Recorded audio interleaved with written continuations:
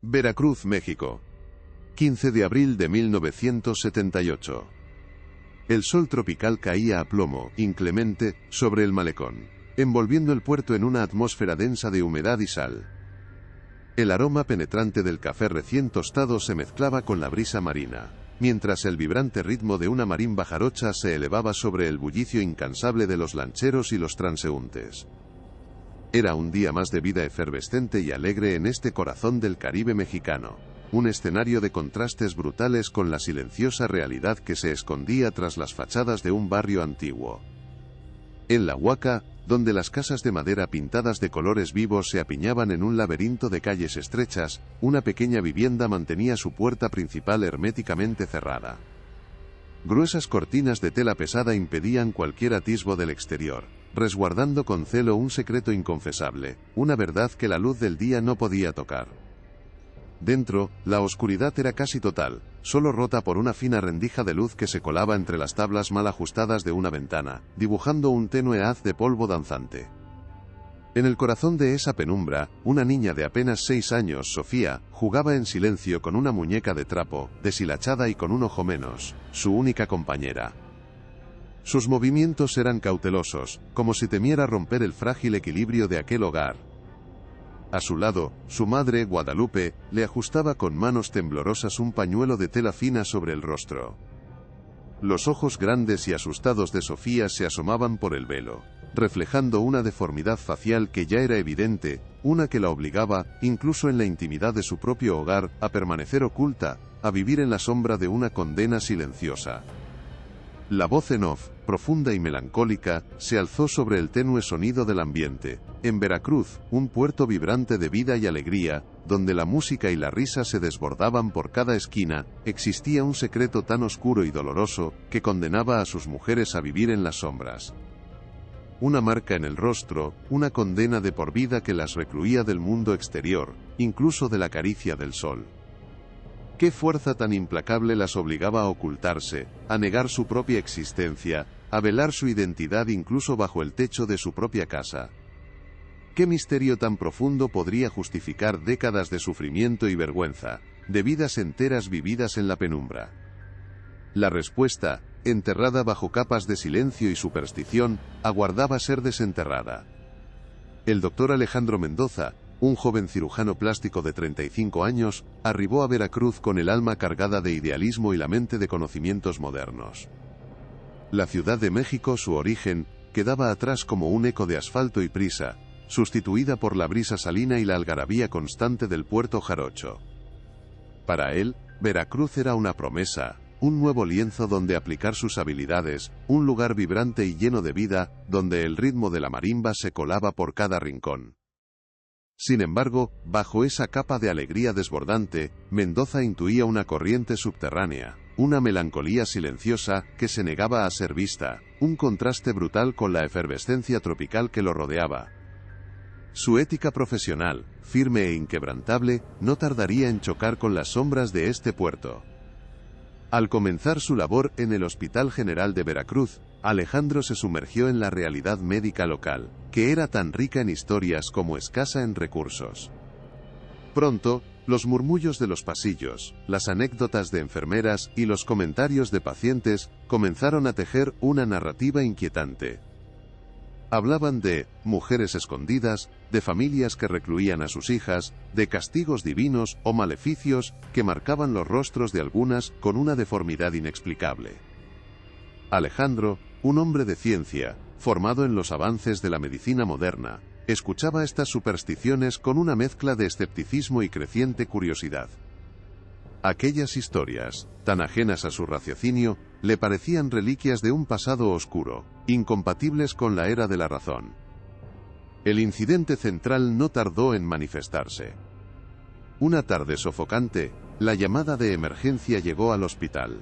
Una niña del barrio de La Huaca, Sofía, presentaba una infección severa en un ojo. Alejandro, el único cirujano disponible, acudió sin demora. Al cruzar el umbral de aquella casa modesta, donde el aire era denso y la luz apenas se filtraba, se encontró con Guadalupe, la madre, y la pequeña Sofía. Cuando el pañuelo que cubría el rostro de la niña fue retirado con manos temblorosas, la verdad golpeó a Alejandro con la fuerza de un huracán. No era solo la infección, era la deformidad evidente, la que ya había presenciado en los susurros, ahora viva ante sus ojos, forzando a una niña a la reclusión. La imagen de Sofía, con sus ojos grandes y asustados asomándose por la tela, grabó una marca imborrable en la conciencia del doctor Mendoza. Aquella no era una simple afección médica, era la manifestación de un drama humano profundo, una condena silenciosa que trascendía la medicina para adentrarse en la esfera social y cultural. Su idealismo, antes enfocado en la cirugía reconstructiva, se transformó en una necesidad imperiosa de desentrañar el misterio. ¿Qué fuerza tan implacable obligaba a estas mujeres a vivir en la penumbra? Alejandro sintió que su misión en Veracruz acababa de comenzar, y que el bisturí no sería su única herramienta en esta lucha por la verdad. El doctor Mendoza, impulsado por la imagen de Sofía, intentó acercarse a otras familias del puerto que, según los murmullos, también ocultaban a sus mujeres. Sin embargo, se encontró con un muro de silencio, una barrera impenetrable tejida con miedo y desconfianza. Las ancianas de la huaca, con sus rostros curtidos por el sol y el tiempo, le advertían sobre males ancestrales y la ira de los dioses que castigaban la osadía. Eran historias susurradas, advertencias veladas que buscaban mantener el velo de superstición sobre el dolor. Solo Guadalupe, con la valentía que le daba el amor por su hija, y el cansancio de una vida de sombras, se convirtió en su primera aliada, compartiendo historias y sospechas que, aunque inconexas, empezaban a dibujar un patrón inquietante.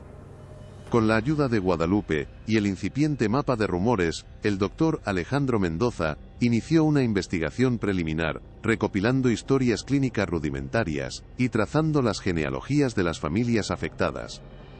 Lo que emergió fue un patrón perturbador. Las deformidades no seguían una herencia mendeliana clara, lo que descartaba una causa genética pura. En cambio, su incidencia se concentraba de manera sospechosa en ciertas áreas del barrio, específicamente en aquellas cercanas a un arroyo que serpenteaba por la periferia o a un antiguo pozo comunitario, ahora en desuso. La ciencia de Alejandro chocaba con la resignación fatalista de la comunidad, sugiriendo una verdad más compleja y tangible. La persistencia de Alejandro en su indagación reveló que no solo la Huaca sino también los barrios adyacentes como el Cristo y el Dique, mostraban casos similares, todos ellos interconectados por la proximidad a esas mismas fuentes de agua. Era como si una invisible línea de contagio se hubiera extendido a lo largo del tiempo, afectando a generaciones de mujeres sin distinción de linaje, solo por su geografía. Esta distribución espacial de los casos reforzaba la hipótesis del doctor Mendoza de que la causa no era mística ni hereditaria, sino ambiental, una huella invisible que contaminaba el hogar y el cuerpo, condenando a las mujeres a la penumbra de sus hogares. Fue en el hospital, entre el ajetreo diario y el olor a desinfectante, donde un viejo enfermero llamado Ramiro, un hombre de pocas palabras pero mirada sabia, se le acercó con cautela. Con voz casi inaudible, le confió que décadas atrás, los rumores sobre aguas malas, cerca de una antigua fábrica de curtiduría, propiedad de la poderosa familia Montenegro, eran persistentes. Se decía que el agua del arroyo, la misma que usaban algunos para beber y lavar, venía con un sabor extraño, y que los animales se enfermaban cerca de la fábrica, susurró Ramiro, clavando su mirada en Alejandro, dejando caer la primera pieza clave de un rompecabezas oscuro. La revelación de Ramiro golpeó al doctor Mendoza con la fuerza de una epifanía. Aquellas aguas malas y la fábrica de los Montenegro, un nombre que resonaba con poder en Veracruz, transformaban el misterio de las mujeres ocultas de una leyenda urbana a una potencial tragedia industrial. El escepticismo inicial de Alejandro dio paso a una alarmante convicción. Si la fábrica había estado vertiendo desechos tóxicos, la explicación de las deformidades podría no ser un castigo divino, sino una negligencia humana, un crimen silenciado por décadas. Su bisturí, el símbolo de su profesión, ahora parecía una herramienta insuficiente ante la magnitud de lo que comenzaba a vislumbrar. Impulsado por la revelación de Ramiro, Alejandro se dirigió de inmediato a la dirección del Hospital General, solicitando recursos para una investigación epidemiológica urgente. Necesitaba personal de apoyo, permisos oficiales para tomar muestras de agua y suelo en las zonas afectadas de la Huaca, y acceso a expedientes médicos antiguos que pudieran arrojar luz sobre el patrón de las deformidades. Sin embargo, se topó con un muro de burocracia inquebrantable. El director, un hombre canoso con aires de autoridad, lo escuchó con una condescendencia exasperante, antes de negar rotundamente su petición. Doctor Mendoza, espetó con voz gélida, nuestro hospital carece de fondos para teorías y mandes de supersticiones, Luis. Ocúpese de los casos reales, de la medicina tangible. No tenemos tiempo para fantasmas ni leyendas de aguas malas en el presupuesto. La negativa, tan tajante como inesperada, dejó a Alejandro con una sensación amarga de impotencia, consciente de que un muro invisible de resistencia ya se alzaba frente a él. La puerta del hospital no fue el único obstáculo. Pocos días después, al regresar a su consulta privada en el centro de Veracruz, Alejandro encontró su escritorio revuelto y algunos de sus pocos ahorros desaparecidos. No había signos de forzamiento, solo una sensación de violación, de una advertencia sutil pero inequívoca. Al día siguiente, un viejo colega, el doctor Fuentes, lo abordó en el pasillo con un semblante preocupado. Alejandro, me han llegado rumores. Hay gente muy poderosa en este puerto, a la que no le gusta que se indaguen ciertos asuntos. Te lo digo por tu bien, no remuevas lo que está enterrado. A veces, la verdad es más peligrosa que la ignorancia. El mensaje, aunque velado, era claro. Don Ricardo Montenegro no era un hombre al que se pudiera desafiar sin consecuencias, y su sombra ya se cernía sobre la incipiente investigación del joven cirujano. Con las vías oficiales cerradas y las amenazas veladas acechando, Alejandro decidió buscar apoyo en la ley. Concertó una cita con el capitán Jorge Luna, jefe de la policía local, un hombre de rostro adusto y mirada escrutadora. Expuso su hipótesis sobre las aguas malas y la posible conexión con la fábrica de Montenegro, presentando los pocos indicios que había recopilado. Luna lo escuchó con paciencia, pero su respuesta fue desalentadora. Doctor Mendoza, entiendo su preocupación, pero estas son solo suposiciones. Necesitamos pruebas concretas, no rumores o viejas consejas.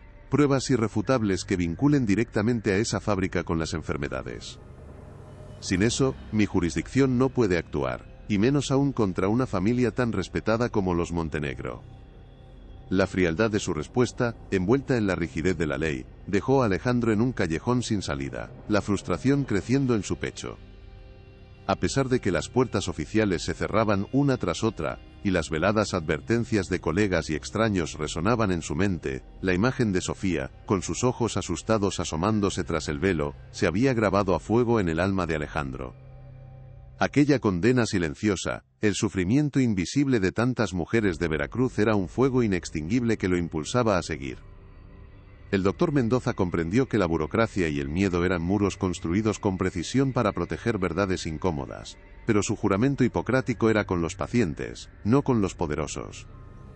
Su investigación debía continuar, aunque fuera desde las sombras, con la cautela de quien se aventura a desenterrar un pasado peligroso. Veracruz, con su fachada de alegría desbordante, guardaba heridas profundas que solo la ciencia, y una voluntad inquebrantable, podrían sanar. Su bisturí, el símbolo de su profesión, no era suficiente. Ahora necesitaba ser un detective, un arqueólogo de la injusticia. Con la discreción de un espía y la inestimable ayuda de Guadalupe, quien conocía cada rincón y cada sombra del laberíntico barrio de La Huaca, Alejandro comenzó la recolección clandestina de muestras. Se movían al amparo de la noche, cuando el bullicio incesante del puerto amainaba y las estrellas ofrecían su tenue guía sobre las callejuelas.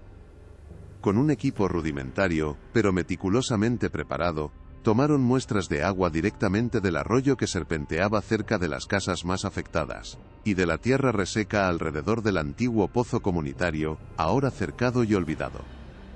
Cada muestra era un susurro de la tierra, una posible pieza en el rompecabezas, impregnada de la historia silenciosa y dolorosa de la comunidad. El riesgo era palpable, pero la esperanza de justicia que los impulsaba era mucho más fuerte que cualquier temor. Las muestras, cuidadosamente etiquetadas y selladas en recipientes discretos, emprendieron un viaje sigiloso y lleno de esperanza hacia la bulliciosa Ciudad de México. Alejandro había contactado a un antiguo profesor de la facultad, el doctor Ricardo Solís, una eminencia en toxicología ambiental, conocido por su integridad y su discreción inquebrantable. A través de un mensajero de confianza, los frascos llegaron a su destino, con una nota que explicaba la urgencia y la delicadeza. Los días que siguieron fueron una agonía de espera para Alejandro. Cada llamada telefónica era recibida con una mezcla de ansiedad y expectación. Solís había prometido celeridad, consciente de lo que estaba en juego, pero la ciencia, para ser precisa y contundente, exige su tiempo. La verdad, aunque ansiada, tardaría en revelarse. Finalmente, la llamada esperada llegó, rompiendo el tenso silencio de la consulta.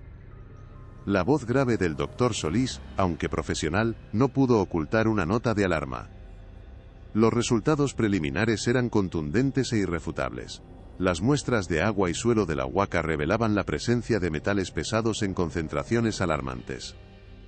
Arsénico, plomo y mercurio, elementos conocidos por sus devastadores efectos teratogénicos, capaces de causar malformaciones congénitas, superaban con creces los límites de seguridad aceptables. Aquello no era un maleficio ancestral ni un castigo divino. Era una intoxicación crónica, una condena silenciosa y prolongada, una huella química de una tragedia industrial silenciada. La hipótesis de Alejandro se confirmaba con una frialdad científica tan devastadora como liberadora. La confirmación de la contaminación ambiental apuntaba directamente a la fábrica de los Montenegro, tal como Ramiro había insinuado. Ahora, la ciencia y el rumor se unían en una verdad ineludible. Pero los análisis de laboratorio por sí solos no bastarían contra el poder de don Ricardo. Se necesitaba un testimonio humano, una voz que rompiera el silencio. Fue entonces cuando Sofía, con la memoria aguda de quien ha crecido escuchando historias susurradas, recordó los relatos de su abuela sobre un incidente en la fábrica años atrás, un derrame tóxico encubierto por dinero y miedo. La búsqueda de Pedro el Tuerto, un extrabajador de la curtiduría, comenzó, un hombre que, a pesar de su propio temor, podría ser la clave para desenterrar la verdad completa. La pista de Pedro el Tuerto los llevó a un pequeño jacal en las afueras de Alvarado, donde el extrabajador vivía recluido, marcado por el tiempo y un miedo palpable en su mirada. Al principio, Pedro se negó rotundamente a hablar, su voz temblaba al recordar las amenazas veladas de los Montenegro. El solo nombre de don Ricardo le erizaba la piel. Pero la presencia silenciosa de Sofía, sus ojos grandes y llenos de una pregunta sin palabras, y la insistencia calmada de Alejandro, lograron romper el muro de su silencio. Con un nudo en la garganta, Pedro confesó los primeros derrames de químicos tóxicos en el arroyo, justo después de que la fábrica modernizara sus procesos de curtido, y cómo la orden de encubrirlo todo había llegado directamente de la cúpula, con promesas de bonificaciones para quienes guardaran silencio. Era el inicio de una cadena de verdades ocultas. Pero la confesión de Pedro no se detuvo ahí.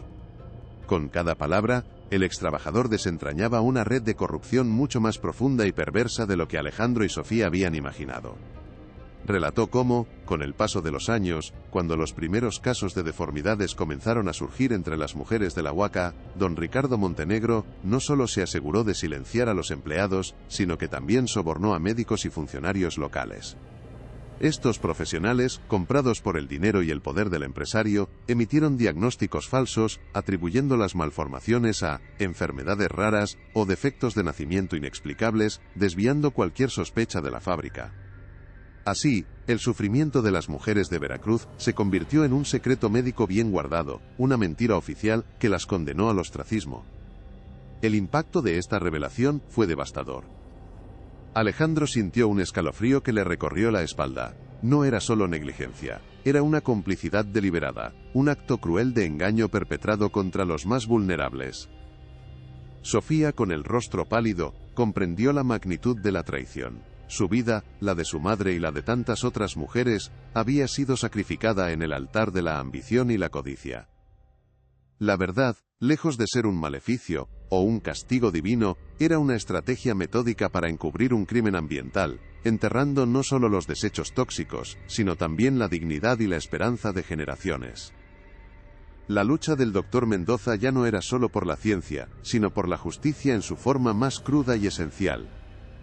Don Ricardo Montenegro, al ver su imperio tambalearse por las revelaciones, no tardó en contraatacar con una furia implacable.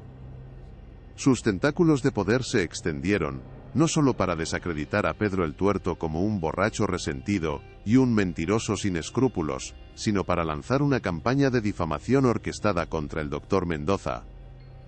Periódicos locales, sutilmente controlados por la influencia de don Ricardo, publicaron artículos insinuando que Alejandro era un agitador forastero, con intereses ocultos, buscando sembrar el pánico y desestabilizar la paz en la comunidad. La gente, aunque con dudas, empezó a mirarlo con recelo, y los murmullos de desconfianza en el hospital se intensificaron, aislando al joven cirujano. La amenaza, sin embargo, no se limitó a la guerra de reputaciones. Una noche, el pequeño jacal de Pedro el Tuerto en las afueras de Alvarado apareció consumido por las llamas. Una advertencia brutalmente clara. Afortunadamente, Pedro no se encontraba en casa, alertado por un viejo amigo sobre movimientos extraños en los alrededores. Pero el mensaje de don Ricardo era inconfundible. El silencio se compraría con miedo, o se impondría por la fuerza. Este acto de violencia no solo buscaba silenciar al testigo clave de la conspiración, sino también enviar un escalofriante mensaje a cualquier otro que considerara romper el pacto, incluyendo a Guadalupe y a la propia Sofía. La seguridad de todos los involucrados ahora pendía de un hilo. Alejandro y Sofía comprendieron la gravedad de la situación. La quema del jacal de Pedro no era solo un acto de intimidación, era una declaración de guerra abierta que exigía una respuesta inmediata. Decidieron que Pedro debía ser trasladado a un lugar seguro, lejos del alcance de los Montenegro. Con la ayuda discreta de Guadalupe, quien movió sus contactos en los barrios bajos de Veracruz, consiguieron una pequeña cabaña oculta en la sierra, un refugio temporal donde la palabra de don Ricardo no tenía eco. Mientras tanto, Alejandro se obsesionó con encontrar más pruebas, algo irrefutable que no pudiera ser quemado, silenciado o desacreditado. Sabía que la evidencia científica era su única arma contra la fuerza bruta del poder y la corrupción. La búsqueda de Alejandro lo llevó a un viejo archivo municipal, casi olvidado, donde creyó encontrar registros de inspecciones ambientales de la época. Sin embargo, su incursión no pasó desapercibida.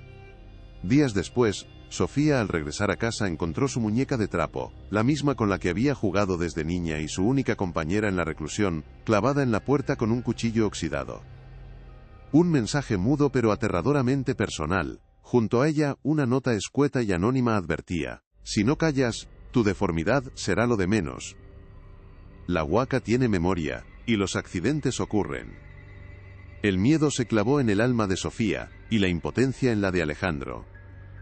La lucha había escalado a un nivel de crueldad inimaginable, poniendo en riesgo no solo la verdad, sino la vida misma. La plaza principal de Veracruz bullía bajo el sol de la mañana, pero no con la alegría habitual, sino con una tensión palpable. El doctor Alejandro Mendoza, flanqueado por Sofía y Pedro el Tuerto, se erigió frente a una multitud expectante y un palco improvisado de autoridades, entre ellas un visiblemente incómodo capitán Luna.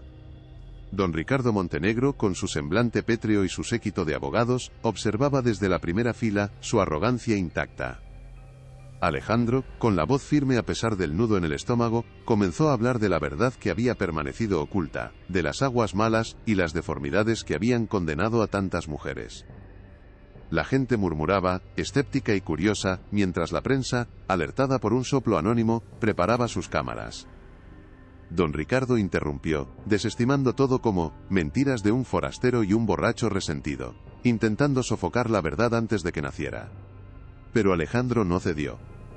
Con una convicción inquebrantable, desplegó los informes de laboratorio, los gráficos con las alarmantes concentraciones de arsénico, plomo y mercurio que corroían el alma de la huaca.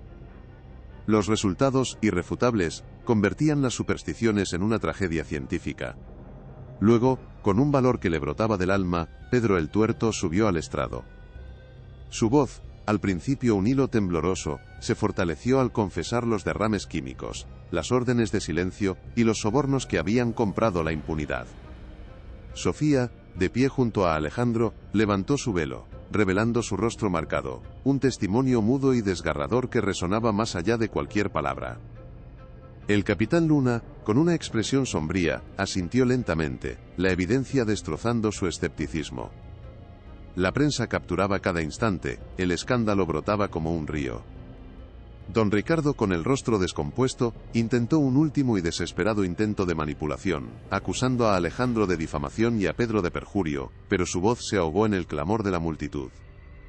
La verdad, finalmente desenterrada, era cruda y devastadora. Las mujeres de Veracruz no estaban malditas por los dioses, sino envenenadas por la codicia humana. La fuerza implacable que las obligó a ocultarse era el veneno que se filtró de la fábrica Montenegro, el arsénico que deformó sus rostros y el silencio comprado que enterró su sufrimiento. Con la plaza entera como testigo, el capitán Luna, ahora con la autoridad de la ley en sus ojos, ordenó el arresto de don Ricardo. Las esposas chasquearon, un sonido que resonó como el eco de la justicia largamente esperada. Un nuevo amanecer para las mujeres de la Huaca, aunque las cicatrices de la injusticia tardarían en sanar. La detención de don Ricardo Montenegro marcó un antes y un después en Veracruz, desatando una oleada de indignación y a la vez, un suspiro colectivo de alivio. La fábrica, símbolo de su poder y ahora de su crimen, fue clausurada de inmediato por orden judicial, con peritos ambientales iniciando una exhaustiva investigación para cuantificar el daño. Los procesos legales contra Montenegro y sus cómplices, incluidos los funcionarios corruptos que habían silenciado la verdad, se pusieron en marcha, prometiendo un juicio largo pero necesario. En la Huaca, la noticia se recibió con una mezcla de catarsis y dolor. Las mujeres ocultas, que por décadas habían cargado con el estigma de una maldición, ahora eran vistas como víctimas de una cruel injusticia, y la comunidad comenzó, lentamente, a tender puentes de apoyo y comprensión hacia ellas. Se inició un programa de salud pública para atender a las afectadas y monitorear la zona. El legado de este caso trascendió las paredes del tribunal. La historia de Sofía, Guadalupe y Pedro el Tuerto resonó en todo México, convirtiéndose en un poderoso catalizador para el cambio. Sofía, con una valentía forjada en la adversidad, se erigió como un símbolo de resiliencia, fundando una organización para apoyar a otras mujeres afectadas por la contaminación ambiental, rompiendo el ciclo de ocultamiento y vergüenza. El caso de Veracruz sentó un precedente crucial para la legislación ambiental en el país, impulsando normativas más estrictas y una mayor responsabilidad corporativa. La sociedad veracruzana, confrontada con la verdad, inició un doloroso proceso de sanación, aprendiendo a mirar más allá de las apariencias y a escuchar las voces que por tanto tiempo habían sido silenciadas. La ciencia de Alejandro Mendoza no solo desenterró un crimen, sino que sembró la semilla de una justicia más profunda. La historia de las mujeres ocultas de Veracruz es un testimonio desgarrador de cómo la avaricia puede envenenar no solo la tierra, sino también las vidas y la dignidad de comunidades enteras. Pero es también un faro de esperanza, una prueba irrefutable de que la verdad, por más enterrada que esté, siempre encuentra un camino para salir a la luz gracias a la valentía de unos pocos. El coraje de Sofía, la tenacidad del doctor Mendoza y la honestidad de Pedro el Tuerto nos recuerdan que la justicia es una lucha constante, un compromiso inquebrantable con aquellos a quienes se les ha negado su voz. Si esta impactante historia te ha conmovido, si sientes la indignación ante la injusticia y la esperanza en la verdad, te invitamos a darle me gusta a este video, a suscribirte a nuestro canal, para no perderte más relatos tan cruciales como este, y a compartirlo para que la memoria de estas mujeres jamás sea olvidada.